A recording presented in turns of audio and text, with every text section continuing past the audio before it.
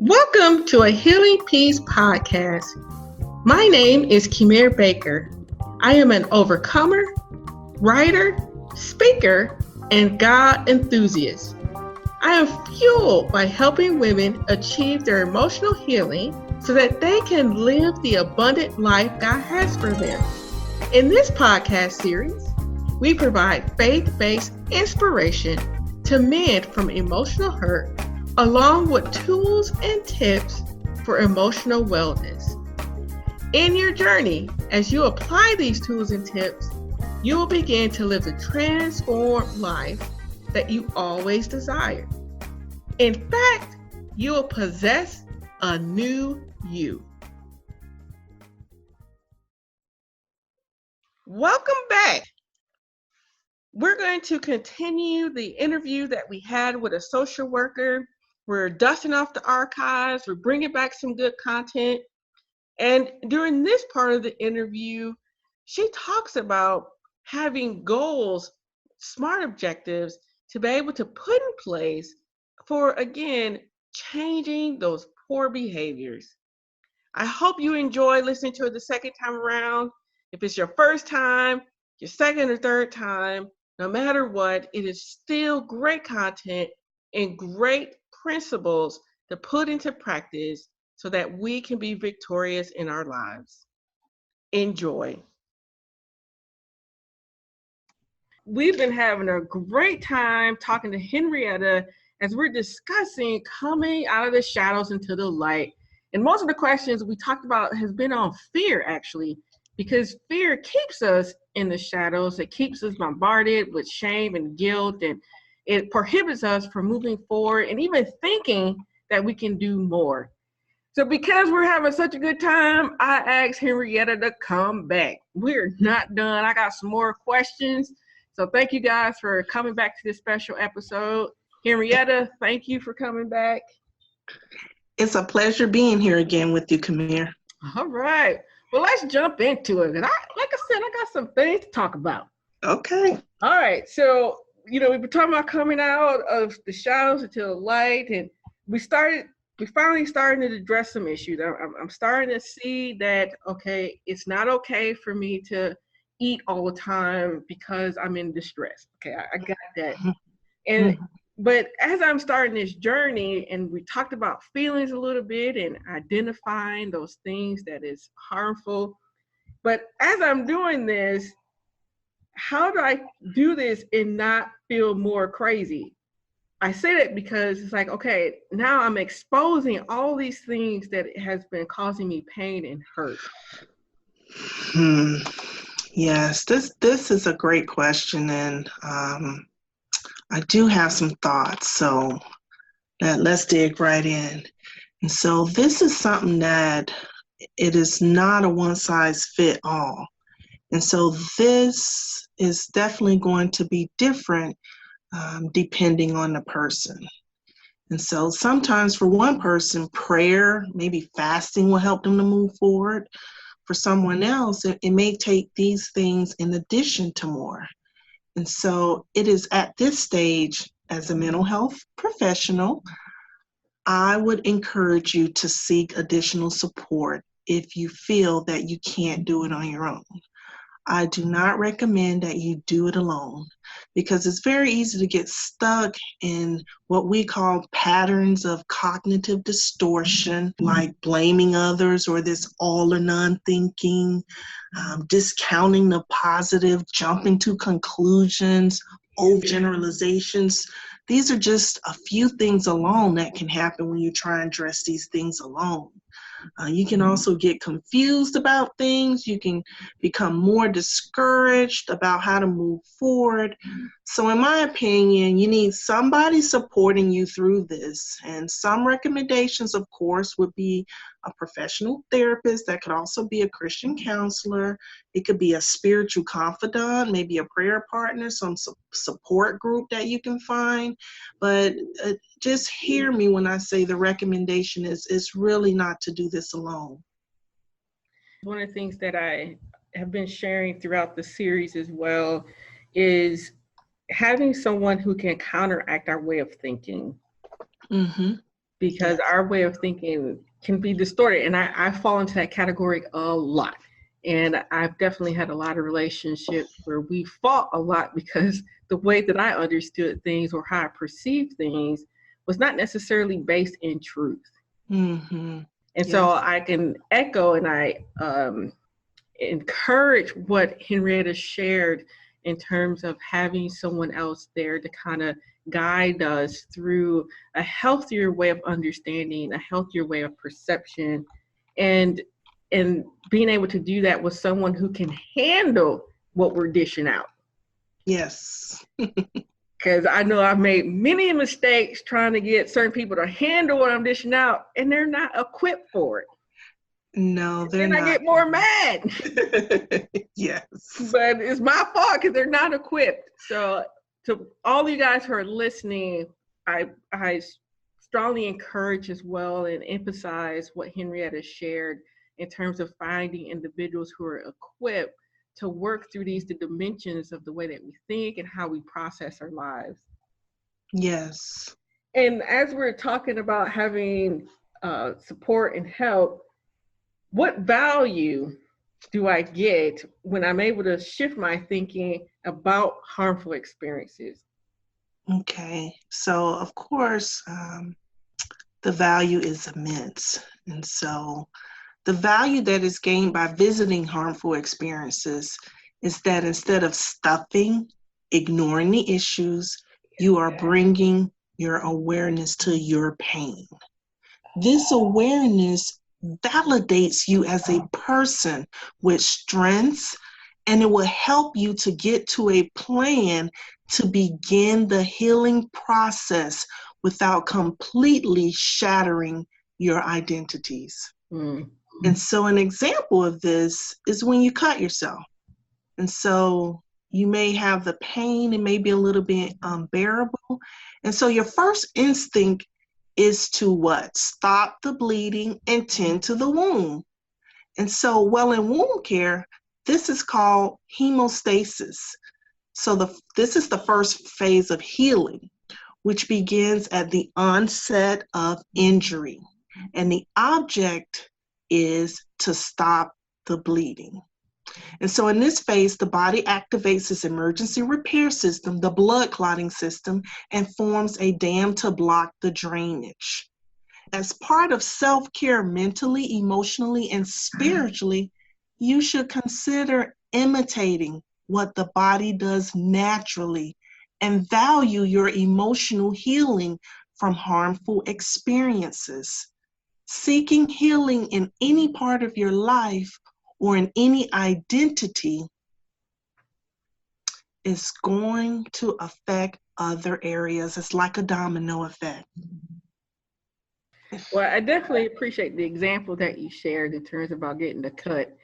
Because I tell you what, I just got in a massage the other day, and boy, was that thing painful. I thought, you be screaming on the inside, and then you come out, you're in pain. But then afterwards, after the sting, your body feels a lot better.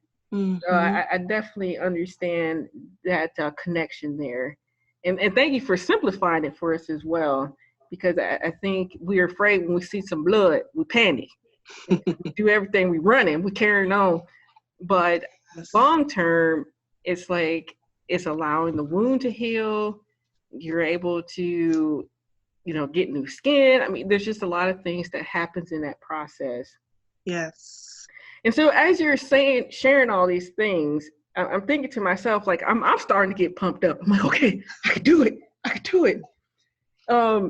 So how do I begin this journey of healing? How do I continue to evolve after all these wonderful things I've just heard today? So this is a great question, Kamir.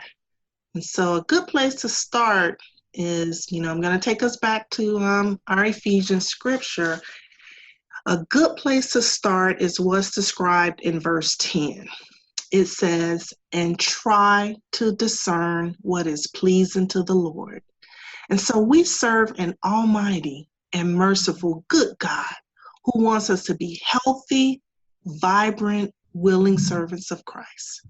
So the journey to healing begins with seeking to build in your relation with the Lord. Just right now where you're at, it doesn't matter where that is. And this basically is being God-centered. As God becomes the center of your identity, you will begin to allow him to permeate all the other identities in your life. For example, you'll become a more godly friend if you were not, a more godly wife, a more godly employee, a more godly daughter, mother, whatever identities exist in your life. And acknowledge where you are, because if you seek him with all your heart, he says he will be found. Think about where you stand in all your identities. Is one area of your life doing awesome, but another area is suffering greatly? Be real about it before God's throne and acknowledge your errors before him first. Give yourself time to process by doing your own Bible studies on topics you feel will support you and grow you spiritually during this time. Then the next step will be to make some decisions to denounce sin in your life. And if you need to get a confidant to help you to be more accountable, then do that, whatever it is you need to do. And so one other thing that I generally like to encourage people to do, especially, in therapy, one of the things I encourage my patients or clients to do is come up with what I call SMART goals. SMART is SMART goals. And so the S stands for specific/spiritual. Measurable is for the M. A stands for achievable. R stands for relevant. And T for time-based. So you want to come up with these SMART goals. And remember that Ephesians verse 5 says, walk as children of light, for the fruit of the light is found in all that is good, true, and right. And I believe that Kamira is going to have an article on her website that you can, check out some more details on how to create SMART goals. Yes, please go to healingpeace.com. All right, thank you. And moving forward from there, because I am a proponent of God first. I mean, I understand that he is the essence of being able to transform our hearts and how we think from the inside out. Yes. And what can complement that journey as well? Because sometimes, we need things in the physical as well as in the invisible. Mm-hmm. So what about relationships in this part of the journey? And so I say, if you're in an unwholesome relationship, then do your best to step away and seek what would be pleasing to God in this area. Remember, discern what is pleasing to God. So in the physical part, if you're in this relationship that's causing you great dysfunction, distress, duress, pain, and hopefully not any physical harm, you really want to get out of this relationship. Give it a break. Give yourself some time to sort through the dysfunction to figure out how to get back on the right track. I appreciate you saying that in terms of, harmful relationships, because for me, I've definitely been in situations where it's more challenging for me to let go because I've been very intimate with the individual. Mm-hmm. So how do you sever that connection when there's so much intimacy involved? And so that definitely takes time, and it takes coaching. It really takes a therapist. There is not a quick answer that I want to give to you or the audience that's listening. That's really going to depend on the specific relationship. Mm-hmm. And so the only thing that I would advise you to do is at least consider stepping away. And you may need to sit down with somebody and think through, how can we make this possible? So there's steps that you can come up with based on your specific situation. And, I've worked with women in the past to step away from many things. It may not even be a relationship. It might just be a career, that you're in, and, you're bogged down, your time, your energy, and you're not enjoying life. How do you step away from that? What are the steps? That can seem like an overwhelming and daunting task, but if you get the help and support you need, it becomes possible to work through that. And one of the things I would like to emphasize in what Henrietta shared with us is get help. I think so many times we stay in these relationships because we think we can do it ourselves. Mm-hmm. And, we think, oh, it'll be different next time. Just go get some help. And Yes. know too that as you're getting this help is not uncommon. These are things that we all wrestle with throughout our lives. And, sometimes we just need a little bit more support to get us to Yes. that next journey, that next level of being in healthier relationships. Yes. So thank you for sharing that with us and emphasizing as well, it's not a one size fits all. Every situation is different. Mm-hmm. But with an individual who has good insight and right tools, they can definitely guide you through your specific situation. Yes. So you talked about, having the smart objectives. Now, how does that help us with our thinking and understanding? Like, how do we redefine our normal behavior? And so the SMART objectives actually will help you with any goal because it makes you focus on, first of all, creating a goal that's relevant to your life, that's time sensitive. So you give yourself a time and date. It's real specific and it may be spiritual.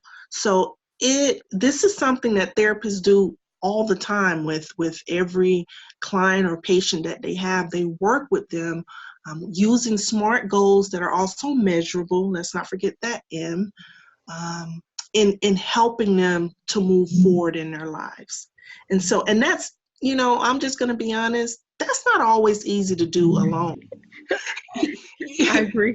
We drop off the bandwagon and we forget about it, and we don't move forward. So when you're seeing a counselor, that counselor is there to support you, as you process and journey through your goals. But how it affects our thinking and understanding, and changing what we define as our normal behavior. And so if you're engaging, let's say, in negative self-talk, which will lead the way you think about things and how you perceive your experiences and circumstances, I say stop this. STOP, stop this. Use positive confirmations in your self-talk. For example, instead of saying, I can't do this, say to yourself, I can overcome this situation. I can overcome it with support. I can overcome it with prayer, with God's strength, but I can. God can make this possible for me. And so you might want to write down some positive self-talk confirmations on a note card. I mean, I have them all over my house. The first thing I see when I turn on my light is a confirmation on the mirror. Good morning. You are in good health. You feel great, Henrietta. And so I start my morning out this way. And so this is something that you can do. It's simple, but it's a real powerful way of moving forward. Well, I appreciate what you shared, and something that you shared a little bit earlier too. You talked about, sometimes kind of falling off the bandwagon a little bit, and as you state that, it reminded me of coping. Like I fall off the bandwagon because I'm trying to cope in a certain way. Mm-hmm. So, can you walk us through a little bit about what are healthy coping skills? Sure. A healthy coping skill helps you to engage in positive activities that will help you get through your time of crisis or really any difficulty. Some healthy coping skills are using appropriate and healthy boundaries, engaging in some physical activity and good nutrition, journal writing, getting appropriate rest, having some prayer time, maybe finding a prayer partner, talking with a spiritual confidant, maybe reading a spiritual book, watching an uplifting movie, listening to uplifting music. That's one thing I love to do on my own. I love singing songs to God. And, lastly, maybe joining a support group. Really good, the good, healthy coping skills you can use.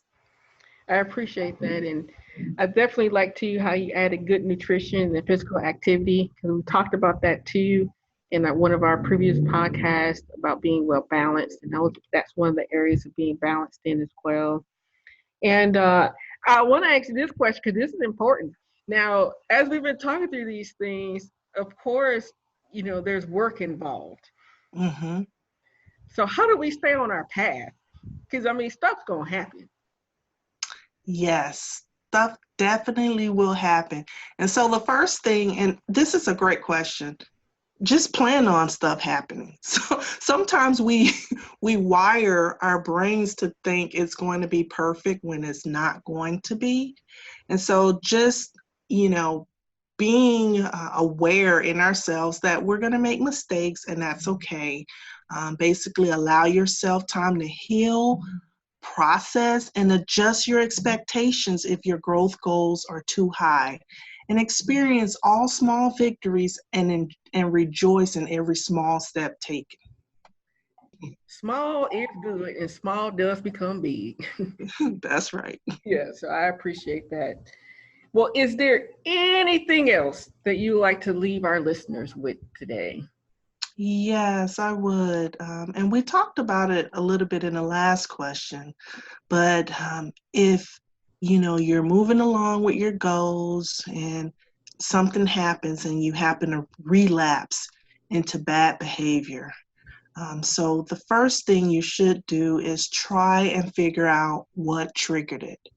So once you're aware of your triggers, this is very important. This is something, triggers are real important to know yourself, to be self-aware.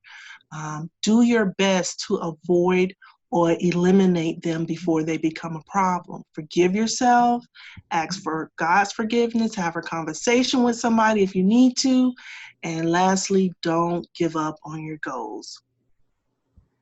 Amen. And with that, I think that's a powerful way just to end our time today. Just don't give up. It is challenging to change things that has occurred over a long period of time. And a healing journey is a journey, one step at a time, one goal at a time, one victory at a time. And as you take that journey, don't give up. Yes. And Henrietta, I thank you for your time these past couple of days, allowing us just to hammer you with these questions. You've definitely inspired me, and it opened my eyes to little things that I can be doing to keep me on that right path. So thank you so much. Oh, you're very welcome. It has been just as enlightening for myself. All right. And for people who are listening, you can get more bio information about Henrietta, where she's at. If you want to try to list her as a counselor, she's open to that. Go back to our website, healingpeace.com, to find out more about her and to get a little bit more details of the things that we shared today and the other day as well. And it'll be there for you guys to read. See you next time.